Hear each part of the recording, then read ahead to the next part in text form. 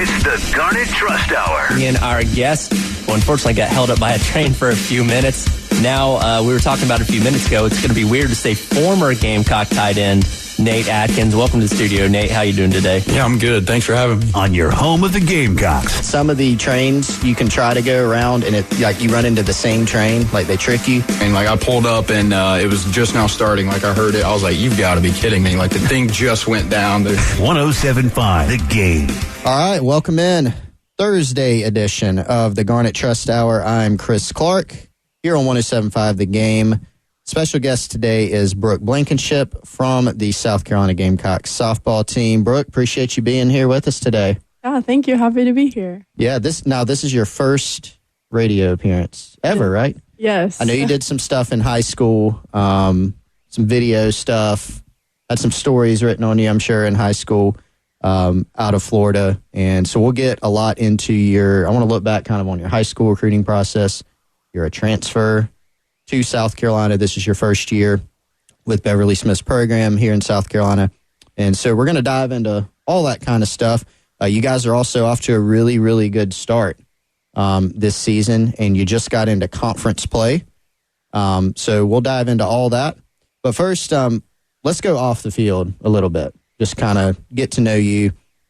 You're from Florida, right, originally. Did you grow up in Florida, like throughout? You a lifer of the Sunshine State? Yes, I was born and raised in Hudson, Florida.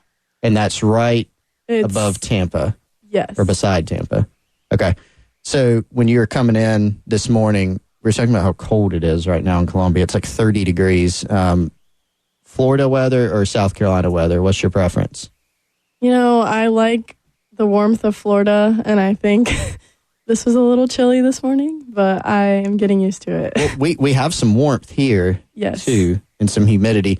Now, here's a question. Here's a real question. Is Florida or Columbia, South Carolina more humid? I think Florida's got Columbia beat. I do, too. The worst I ever got is we went to Disney one year, obviously in Orlando, and I remember it was the day after Christmas. It was December 26th, and I'm like sweating. Yeah. And that's when I knew Florida humidity, a little different. Yeah. But, I mean, even the cold is humid, so that's kind of brutal too. How does that work? A cold humid makes 40 degrees feel like 20, I swear. Wow, I didn't really think about that. Cold humidity. So you're like cold, but also like sweating and yes, even colder because of the humidity. Mm-hmm.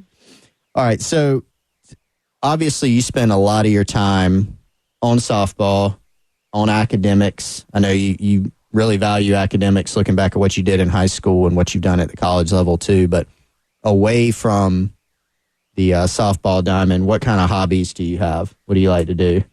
Well, I have a puppy that I got last year, so that's kind of a newer hobby, but I love spending time with him.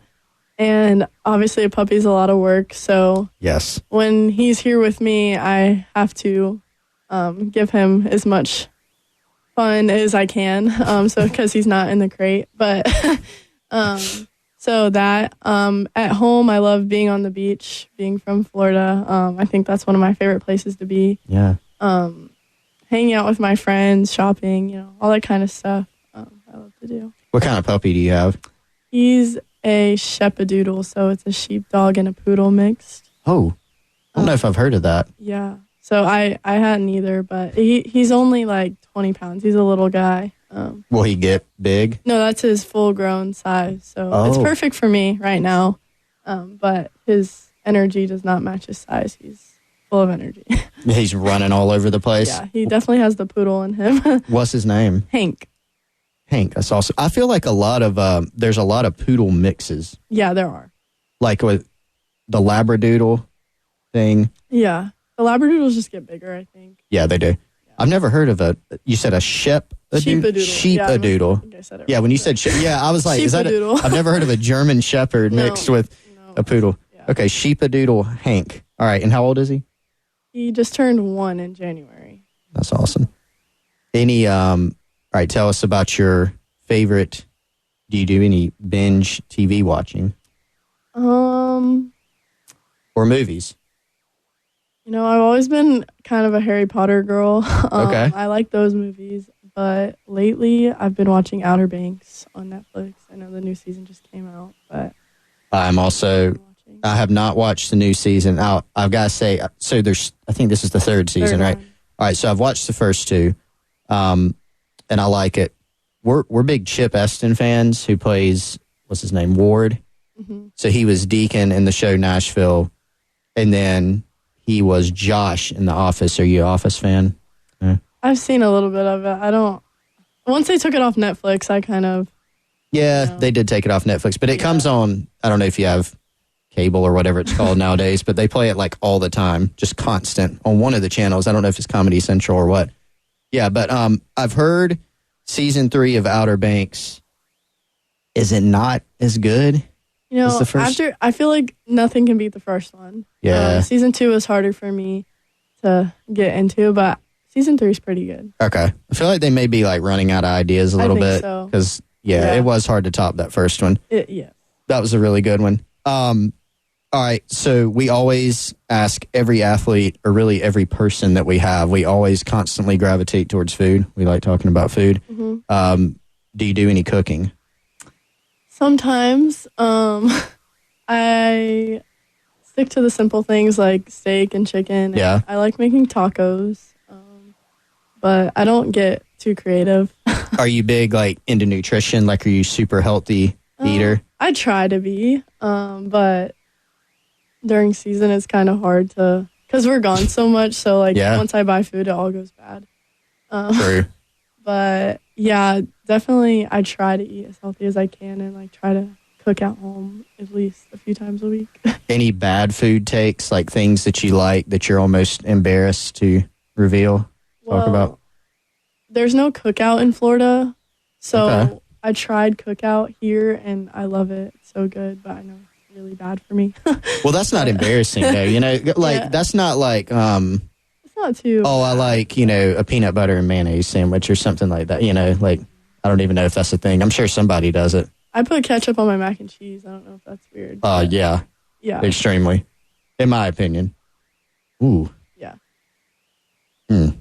Yeah, that I can't get there on that one. I have a cousin who does ketchup on green beans, rice, mac and cheese. Yeah, that would qualify. Okay. In my opinion, that's the bad food take. Colin, who you met earlier, who does In the Bonus here on 107.5 The Game, we make fun of him a lot. He has horrendous food takes. Like he doesn't like chicken wings, or he says that they're not that good. He also, let me get your opinion on this. There was a New York Times story that came out recently that a guy is literally suing Buffalo Wild Wings because he says that their boneless wings are really chicken nuggets. So do you do boneless wings? I do boneless wings. I mean, I'll mix it up, but I feel like if I'm really hungry, I'll do boneless wings. Those are chicken nuggets, though, right? I mean, I guess you could say that. I just don't think it's really a wing. I think it's anyway, I'm going to join the lawsuit and name Colin name Colin as a co-defendant because he, and you apparently, because you think that boneless wings are chicken nuggets. All right, so music. What's your favorite stuff to listen to? I love country music. Okay. Riley Green, Morgan Wallen's new album. Yeah. Awesome. I love all that kind of stuff. Did you get to go see Morgan when he came to Columbia? I did. What was that like? You probably weren't here yet. I wasn't here. Yeah, because that was like more than a year ago. But I saw Luke Bryan last summer in Tallahassee, and it was awesome. So. The Morgan Wallen show was like a hot ticket. Like concerts are so expensive now, and it was like almost impossible to get a ticket. It sold out in like 2 seconds, and it was really hard. Do you like listening to music when you're getting ready for a game? Definitely, yeah. I feel like anytime I'm like by myself, I'm listening to music.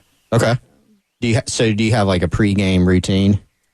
I think if we're home, like I like listening to music when I get ready, and then I like getting coffee. Like I have to have coffee before I play, and then we get to the field pretty early, so we all eat there together. But if I'm on the road, it's a little bit different. But it typically tries to stay the same. Do you have like I'm a big like coffee person too. So when you're on the road, are you like really worried about like, all right, where am I going to find the coffee? Yeah, I mean, we're leaving tomorrow, and I looked at where our hotel is to see if there's any places close. So you're kind of on your, like, y'all are busing there, so you're kind of like on your own. Like, you've got to like walk there or. Well, I find my friends on the team that like coffee, and we'll do like a little Uber Eats order. There you go. That's a good idea. Now, give me your coffee order. Like, are you simple? I'm simple. I get an iced white chocolate mocha from Starbucks. Perfect. No, yeah. No, my partner in crime, Wes Mitchell, is more of a bougie coffee drinker. Yeah. I'm just black.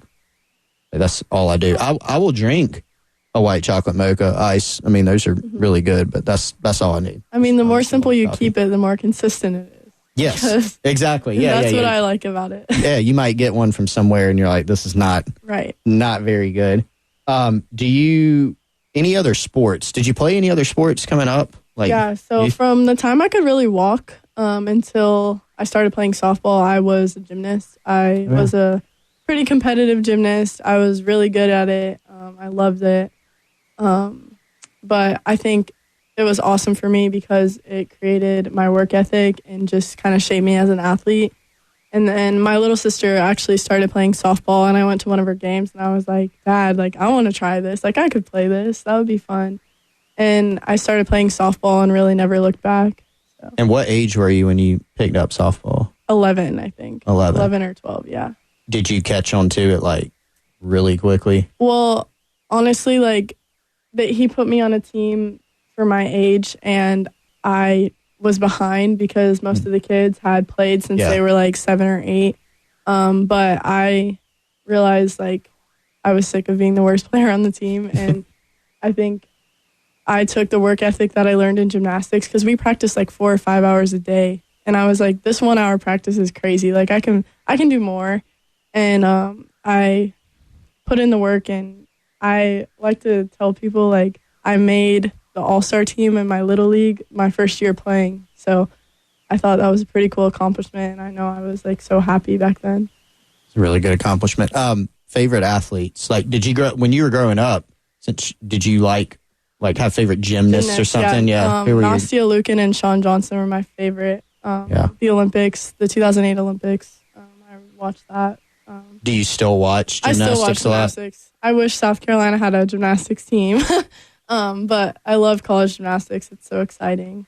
It is, it's pretty big in the state. It is. Travel, youth gymnastics, I feel like probably be pretty good here if they had it. Suni Lee, is that your Simone Biles, Suni Lee? Yeah. She goes to Auburn. Yeah. Those are the new ones? Yeah. I mean, Simone Biles is awesome. You still dabble? You go vault every now and then or whatever? No. I don't really have it anymore. You don't think you have it anymore? I mean, I can do basic things, but I think my coaches might freak out if they see me like try to tumble. That's true. It is pretty dangerous, I guess. All right, we're going to take a quick timeout. First timeout here. You're listening to the Garnet Trust Hour on 107.5 The Game. Be back right after this. More with Gamecock Softball's Brooke Blankenship. It's the Garnet Trust Hour on your home of the Gamecocks. 107.5 The Game. All right, segment number 2, Garnet Trust Hour here on 107.5 The Game. I'm Chris Clark, here from the Hernied Chevy Studios, joined by Gamecock Softball's Brooke Blankenship. She is our special guest today. We were talking off the field, away from the diamond stuff with Brooke, favorite music, movies, TV shows, etc. And we learned in the first segment, Brooke, that you former gymnast, and so that's kind of your background. Do you feel like that helped you in any way, like in baseball or softball? In baseball. Yeah, I mean, I think it shaped me as an athlete just because I was in really good shape and I could run, and I was pretty strong for my age just because gymnastics requires so much strength, especially core strength and stuff like that. And it creates athletic ability for sure, and I was able to pick up like the movements you need for softball. And I think the biggest thing is the work ethic that gymnastics requires. I carried that into softball, and I think I learned how to work hard at an early age, and that's helped me in every aspect in life. Did it help you from, number one, getting used to, you guys go on the road a lot? Like, I assume you were traveling a lot from gymnastics? I mean, I was pretty young, so it was different because, like, my parents took me everywhere, so I wasn't really, like, traveling on my own. Aware, yeah. Yet, but yeah, definitely, I think so.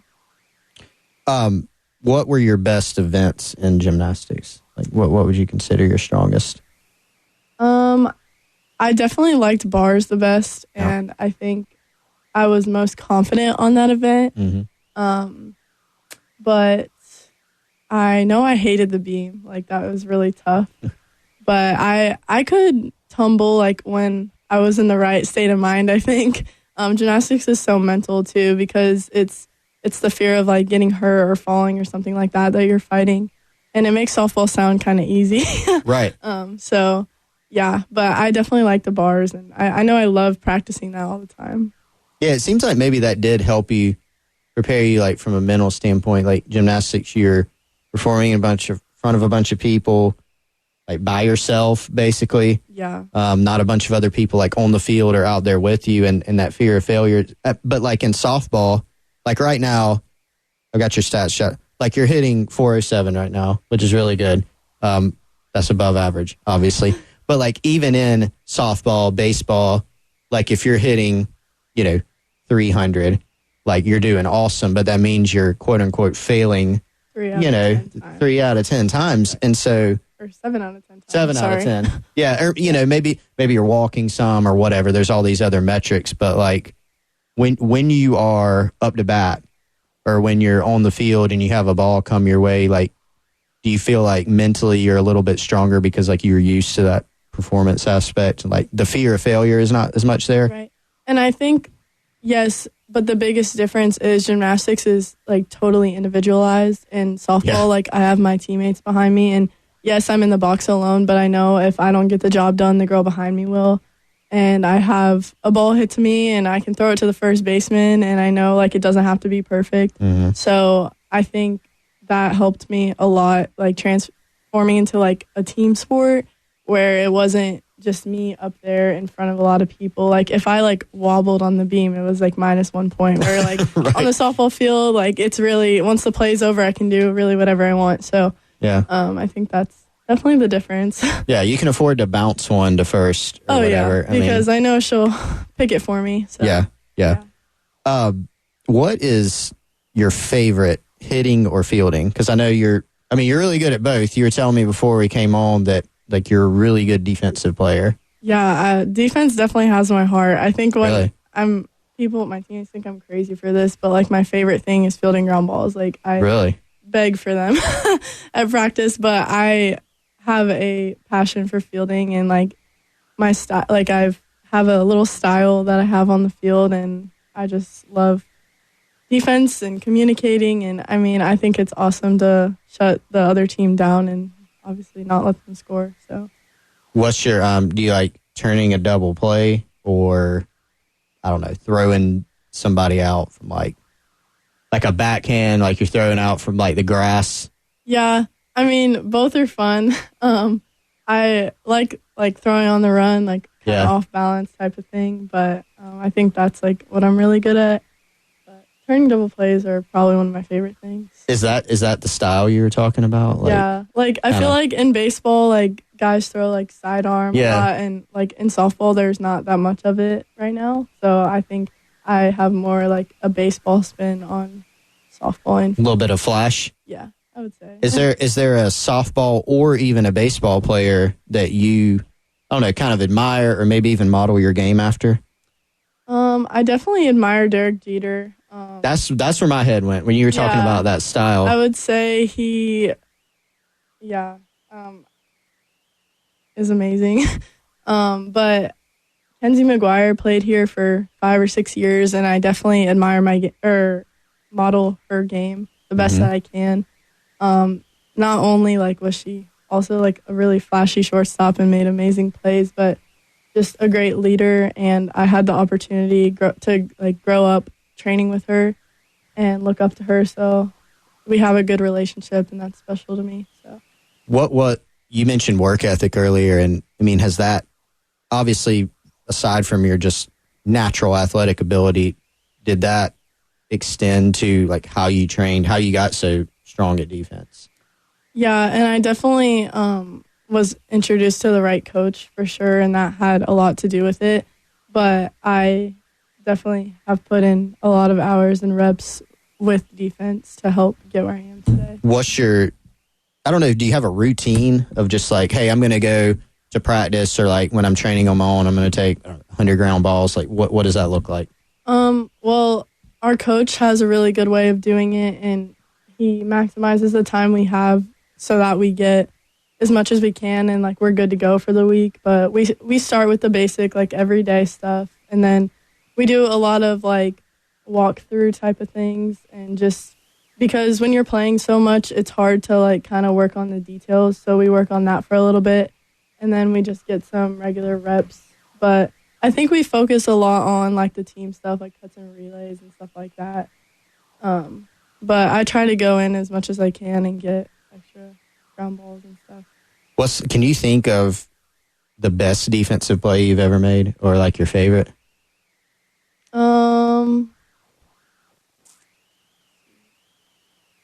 I think in college last year I was playing at Florida State. We were playing Clemson, and I made a backhanded play and threw their runner out, and it was just a momentum shift. Like, it was a back and forth high scoring game, and I think that was awesome for me because I had never really made a play like that in college before, and I just remember how happy my teammates were for me, and that was just like a moment I look back and smile about. So. Yeah, well, it'll make all the listeners who are Gamecock fans and like making plays against Clemson smile as well. There you go. And I know you guys get them twice, right, this year as well. So we'll dive into that as well. So let's talk a little bit about the softball life in college. Mm-hmm. And kind of, you mentioned during the season, I'll play a lot of games, but like 60 games over the course of a year. Already played 26, 27 games to this point, and you've only played 3 even in SEC play. So SEC play coming up, of course, or the biggest part of SEC play coming up. So what's the schedule like during the season? During the season, we wake up and go to class. Our classes are in the morning. Really any free time we have in the morning, we're expected to go to treatment and take care of our bodies because the season is very taxing, a lot of games. And then once 1 o'clock hits, if it's a practice day, we'll work out together, and then we'll walk over to softball and practice. Practice consists of some reps, really preparing for the next team we're going to play, and watching film on that team, and kind of just going over whatever we needed to from the last game, like defensively, that we need to make adjustments for. But if it's a game day, we'll still go to class in the morning and then get to the field 3 hours before the game and eat together, and then start our warm-up process. All right, let's table that for now. Back on the other side, we'll talk more with Brooke Blankenship from Gamecock Softball about game day routines, what it's like on the road, what it's like as a student athlete, balancing academics and athletics here at the University of South Carolina. You're listening to the Garnet Trust Hour on 107.5. It's the Garnet Trust Hour on your home of the Gamecocks. 107.5 The Game. All right, back in on the Garnet Trust Hour here on 107.5 The Game. I'm Chris Clark. I'm joined today by our in-studio guest, Brooke Blankenship from the South Carolina Gamecocks softball team. And before we went to break, we were starting to dive a little bit into, practice routines, game day routines, and kind of what the student-athlete experience is like here at South Carolina. Brooke, tell us, you mentioned kind of what happens on game day, especially at home, but what's the travel like when you guys hit the road? Yeah, so we'll ride a bus there to the school we're playing at if it's like drivable. Yeah. So we'll get there probably the day before. I know in SEC play we get to have a practice on the opposing team's field, kind of get a feel for the field and all that kind of stuff. And then normally the games are in the evening, so we'll kind of have the morning to watch film, we'll stretch, eat, kind of have some free time, do our homework in the morning. And then once the afternoon rolls around, we'll head to the field and just do our typical game day routine. But depending on the time of the game, like the coaches do a great job of, if our families are there, like we're able to see them and get some free time, go out to dinner if we can. And so like it's fun being on the road, but it's definitely a little different because you're in a hotel a lot, but it's fun. When you're watching film, just for you individually, like what are you looking at? Or is it kind of, I'm sure it's both, like defensive and offensive film study, but are you like studying pitchers, like how they're gonna pitch you defensively, kind of trends? And I would say most of it is watching the pitchers we're about to face, and then like if it's a 3-game series, rewatching our at-bats from the day before. I know on the road we watch them together as like a hitters group and kind of just talk about our plans and if we stuck to it, like if the pitches we swung at, like were we supposed to swing, stuff like that. Just a kind of a recap and going into the new day with a different plan or the same plan if it worked. But I think just that, and defensively, it's not as much. We kind of watch their defense, and then hopefully not too much of our defense. So you mentioned to me before he came on that you consider yourself more of just a contact hitter than like a power hitter, right? Is that fair? Is that how you would say it? I mean, maybe like gap to gap, like definitely not power. Yeah. Well, and by contact, I mean, it's not like a slide or anything. I mean, contact hitter, hitting 407. I've got your stats here. Let me read them off. 407 and, homers, 17 RBIs, triple, 4 doubles so far. I've got all your high school accolades here written down, too, that I didn't even do yet. Maybe that would have embarrassed you. Maybe not. I don't know. But, so what's your approach? Like you mentioned a defensive style. Offensively, you said gap to gap. Like, what are you kind of looking to do? What's your general discipline and approach at the plate?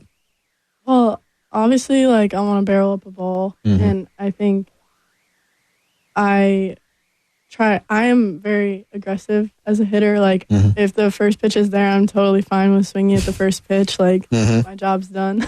So I like to be aggressive, and I mean, this year, working with our hitting coach, Coach Bloomer, I've learned so much about hitting, and I think we've kind of talked about what he expects from me as a hitter, so I have that in mind, and I try not to overcomplicate it because hitting is so hard, but obviously it's very mental, so I try to think about very few things up there and just get my best swing off on a good pitch. So you mentioned that you like defense better. That's kind of more of your forte than hitting, so is hitting harder in defense for you? I would say, and I work way harder at hitting than I do on defense, and because you have to.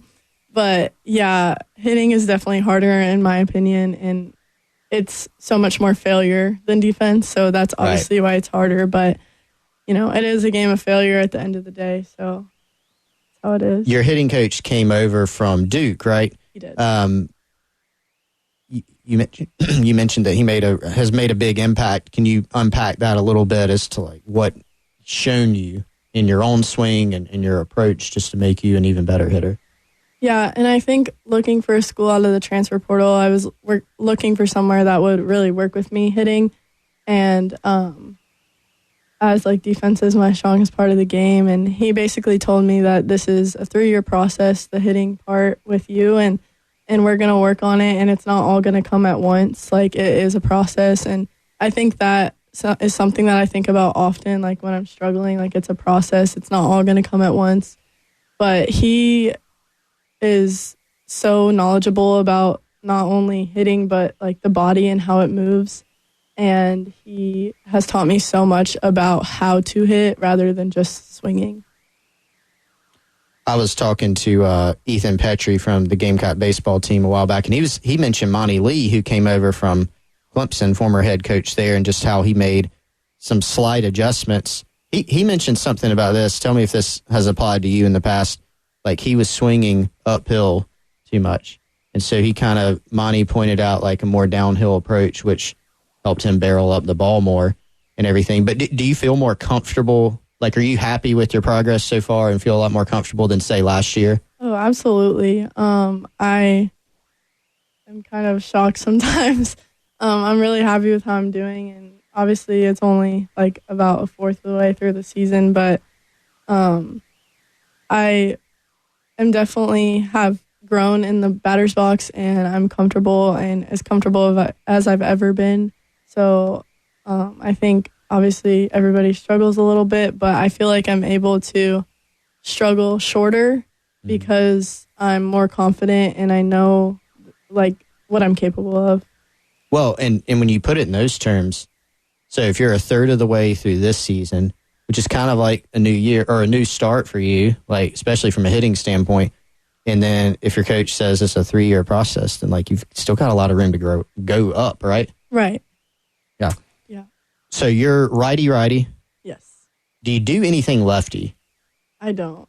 You're just straight righty. Straight righty. Okay. Yeah. Because we had I know you said you have, I think, a class with Gavin Cassis, right, from the baseball team.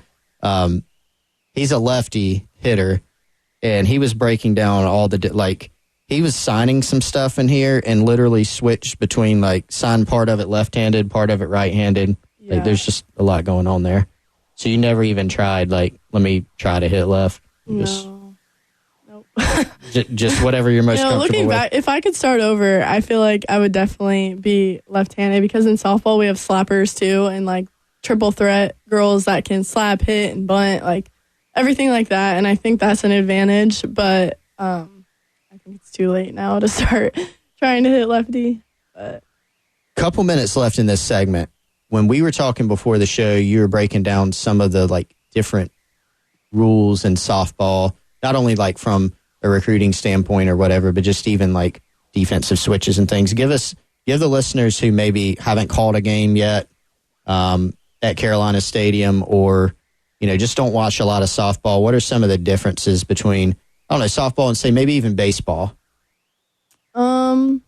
Well, to start, our mound's only 43 feet away from the hitter, so we don't throw as hard as baseball pitchers, but about 65 to 70 miles an hour is your average D1 SEC pitcher, and so that gets on you pretty quick. Yeah. The bases are only 60 feet apart, so being an infielder, I have to be pretty quick to throw the runner out. Our fields are shorter, only 220 feet compared to a baseball field. I feel like all the defensive or substitution things are very similar to baseball. Our pitchers don't typically hit, so there's a DH and things like that. So, but you can switch. You can come basically in and out of the game. Yeah, so from a starter standpoint. can be switched out once. Yep. And then once they're re-entered, they can stay in, but they can't come out again. There you go. So, all right, one more segment coming up after this break with Gamecock Baseball's Brooke Blankenship. We're going to dive in a little bit more to why she picked USC as her transfer destination. And then, obviously, a good bit of time left here in her softball career in Columbia, but maybe some plans for the future on the other side of the break. You're listening to the Garnet Trust Hour on 107.5 The Game. It's the Garnet Trust Hour On your home of the Gamecocks. 107.5 The Game. All right, back in. Final segment with Brooke Blankenship of South Carolina's softball team. You're listening to the Garnet Trust Hour here in the Herndon Chevy Studios on 107.5 The Game. If you missed some of this show or if you want to go back and listen to any of the previous Garnet Trust Hours, you can go to 1075thegame.com, click on the podcast page, and you can check out all of the archives of the Garnet Trust Hour. Have some great guests in the past from all types of different sports. You can also go to youtube.com/GamecockCentral and search for the Garnet Trust Hour, and you can find versions there that are also archived. So, Brooke, we've talked about a lot. You mentioned playing Clemson when you were at FSU. You play once here in Columbia and once on the road versus Clemson. Would you like a 3-game series, though, against Clemson? I mean, if I could choose, yes, definitely. But I'm really excited to experience that rivalry. I mean, obviously, Florida State, it was an ACC competitor, and we got to play them at Florida State, so I've never played at Clemson. But I'm really excited for that. Now, your next steps as a player, you mentioned how you're already really good at defense. You're obviously coming along very well as a hitter, but what do you feel like your next steps are? Even let's just look at this season, not, 2 years down the road, 1 year down the road, but what do you feel like the next step is for you and for your team, especially as you get deeper and deeper into SEC play this year? Yeah, I think just compete. I think just come up with a plan before and stick to it is just incredibly hard at the plate to do. But if we can do it, we're successful pretty much every time we do it. So I think that's a big thing. But the SEC is tough. We're playing pretty much a ranked opponent every single weekend, so 3 times. So in order to survive that the way we want to, we need to compete. So I think that's the biggest thing for us. And obviously our goal is to make postseason. So I think we have the schedule, and so far we've done what we need to do to make a postseason. So we just need to continue and compete our way through it. So let's look back at, the recruiting process or the transfer recruiting process. So you're from Florida, you go to Florida State out of high school, and had a good experience there, right? But decided to transfer to South Carolina. So what went into that choice for you? Yeah. Florida State? Okay. The decision to go from Florida State to South Carolina. Yeah, it was always my dream to play at Florida State, and when I got that opportunity, I couldn't turn it down. And I went to Florida State as a freshman. I got a lot of experience. I got to play next to some of the best players in college softball and learn from them, and for an amazing coaching staff. I got to win an ACC championship, so I lived my dream playing there, made some amazing friends and memories, and I decided I wanted something new. So I entered the transfer portal to see what my opportunities, what could come up, and Coach Bev at South Carolina reached out. I think the first day I entered the portal, and we set up a visit. I had looked at South Carolina pretty hard out of high school, so I had followed them, and I knew a lot about South Carolina and had talked to Coach Bev before. But once I came on the visit here and I talked to Coach Bloomer, our hitting coach, for the first time, and he was brand new as well. And I've known Kevin McGuire, our infield coach, for a while, and I met Coach Crash. I just knew this is where I was supposed to be, and since coming here, it's been amazing, and I can really be comfortable in my own skin here, along with playing softball at a high level. So now, when you look at, and you've obviously been part of this, the improvement even from just last year to this season, you guys started SEC play with LSU, who's really, really good. Right. And you took, I think, game 2 of that series, right? I did. Last season, this team didn't fare too well in SEC play, and you're already off to a better start, just in terms of your projection. I know you weren't around the team last year, but what have you seen out of this team that makes them different, or a team that has a chance to have a lot of success and make some noise in SEC play? Yeah, honestly, I've never been a part of a team that gets along so good. We truly love each other like a family. We are a family, and I think that helps us so much on and off the field. We have trust in each other, which is a huge part of softball, huge part of a team sport. And I think we're able to have hard conversations together and make adjustments through that. And at the end of the day, we still are sisters. We're competing together. So I think things like that, we can really learn from everything that happens on the field and take that into account. But we talk about last year. You can't ignore it.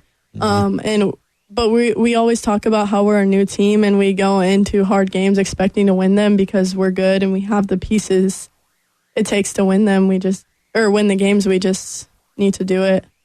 After softball, whenever that may be over, right, what would you like to do? I've thought about this a lot recently. I definitely am interested in being a coach, and I'm not really sure what level, but for a game that's done so much to me and I have so much passion for, I feel like I can really give back and make an impact on some people like coaches have made an impact on me. So I think while I'm young, I definitely want to continue to coach softball or play and coach. I want to mix in some NIL talk with kind of just the progression of softball, the pro ranks. So you think about women's basketball, how it's made kind of a move up in the WNBA where like the salaries are getting bigger, it's growing. You think about women's soccer, and then you think about like NFL and all the money that's in that NBA. So for softball players, you're telling me about this before we came on, like kind of fascinating how the pro game works, like with the point system and the pro leagues. Give us a quick rundown of that. Well, the softball season is short for the pro league. It's typically just a summer long. So there's a few different ways you can go about it. Like you can get drafted to a team that plays a few other teams, or you can go to Athletes Unlimited. And obviously you have to qualify or for their standard to be drafted. But that is a unique system, and they have it in multiple sports now. But there's about 60 players that get chosen, and their top 4 are team captains, and they get to choose their teams that week. And basically the players get paid based on their performance. So there's a whole system of how you can accumulate points. So it's pretty cool, and it's starting to be televised more, and people are more aware of it, and it's interesting to watch. I definitely keep up with it. So like hit a homer, X amount of points. 40 points or steal a base, but a lot of you would make a living on ground balls, probably. Yeah, I would be hoping I get a lot. You would need a lot of ground balls to make a living. Do you think that in the future, like I saw the other day, and who knows if this is true, but the guy who owns like a pickleball league. First of all, thoughts on pickleball? I haven't played. I don't know. I haven't played either. I know a bunch of guys. I know it's getting big though. It's getting big, but I'm not sure if like some people are kind of forcing it, like pickleball. Yeah. But like it's growing, and one of the guys that owns one of the leagues says it's going to be a top 5 sport in a few years. I'm a little skeptical, but do you feel like softball could grow to where it is a more sustainable like living for people that play in the future?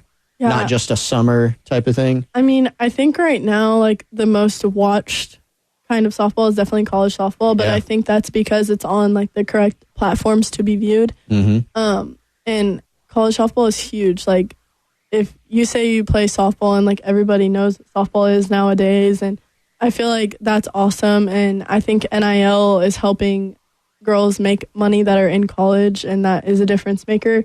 But I think if pro softball can be put on the correct platforms and just the right people can invest money into it, I think it can be successful. What are your thoughts on NIL and, just having the ability as a student athlete, female student athlete, to leverage that and kind of participate in the marketplace, so to speak?